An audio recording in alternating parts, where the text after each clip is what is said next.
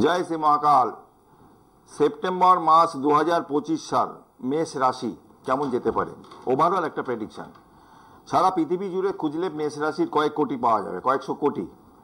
এখানে পার্টিকুলার একটা বাচ্চার ধরে বর্তমান প্ল্যানেটারি পজিশন ধরে বলছি, যেটা হচ্ছে মেষ রাশির এই মুহূর্তে দ্বাদশভাবে শনি বসে রয়েছে, খারাপ জায়গা। যাদের জন্মকুষ্ঠিতে দ্বাদশভাবে রাহু আছে, সেখানে শনি যদি গিয়ে এখন গোচরে সেই জায়গায় বসে, জায়গাটা খুব খারাপ হলো। কোনো ঝামেলা ঝঞ্ঝাটে জড়িয়ে যাতে না পড়েন, সতর্ক থাকবেন। যদি আইন কোনো ঝামেলার মধ্যে থাকেন, সেক্ষেত্রে সেটাকে শর্ট আউট করার চেষ্টা করবেন।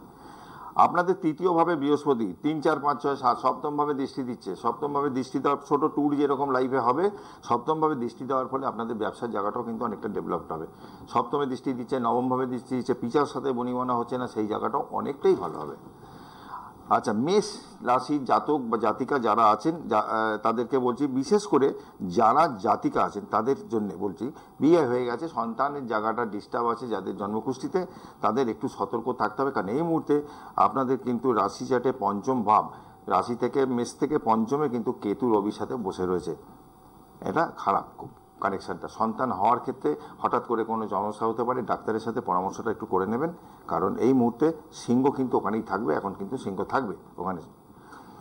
আচ্ছা, আপনাদের চাকরি যদি বলি, তাহলে আপনাদের তৃতীয়ভাবে দৃষ্টি থাকা, বৃহস্পতি থাকায় সেই নবমেও দৃষ্টি দিচ্ছে, ভাগ্যস্থানে দৃষ্টি দিচ্ছে। কিন্তু কর্মের জায়গা, মেষের কর্মের জায়গা কিন্তু ভালো নেই এই মুহূর্তে। কারণ আপনাদের বৃহস্পতি যখন 4th হাউসে ঢুকবে আগামী বছর মে মাসের পর, কর্মের জায়গাটা ট্রান্সফার চাইছেন, তাদের ট্রান্সফার হতে পারে, নতুন জব চাইছেন, নতুন জবও হতে পারে, এই জায়গাটা কিন্তু হবে। চতুর্থভাবে বৃহস্পতি আগামী বছর নেক্সট 2026-এ যখন ঢুকবে, আপনার কিন্তু নতুন গৃহ হওয়ার যোগও থাকছে।